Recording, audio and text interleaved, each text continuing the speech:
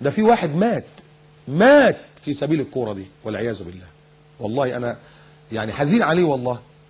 ماتش كوره ومش عارف الفريق اللي هو بيشجعه حط جون، حتى زوجته اللي بتقول لي قاعد في الصاله بيتفرج، دخلت اعمل له كوبايه شاي، فجيت لقيته صرخ صرخه، قام جول وراح واقع على الارض. نقوم فيه مفيش، توفاه الله. من يظهر انفعال شديد جاب له انفجار في المخ ولا ايه ما تفهمش.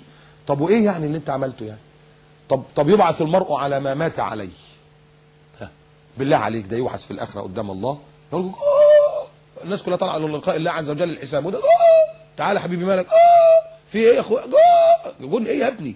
جون ايه يا سيدي اللي انت بتقول عليه؟ احنا دلوقتي قدام الله في اخره وفي جنه وفي نار وفي مساء. مفيش. ليه؟ خلاص اصبحنا مهاويس كوره، اصبح مخنا في رجلينا. الناس تفتح الجرايد اول ما مش مثلا يشوف الاخبار، يشوف النظام ايه. يا اخي افتح القران الاول ويقرا القران. لا ده بيفتح علشان يشوف، عشان يقرا اللي شافه امبارح. طب ما انت شفته حبيبي، ما انت شفت خلاص، انت اللي بتقراه ده اهو. ما تضيعش وقتك بالله عليك. لو كل كلمه بتقراها في الجرايد من وفلان وقد انفرد بالمرمى واودع الكره على يسار الحارس مسجلا الهدف، الكلمات دي لو بدلتها في المصحف تخلص المصحف في قد ايه؟ تختمه في قد ايه؟ تختمه في قد ايه؟ انما شاغل نفسك بالكوره وبالماتشات وباسماء الله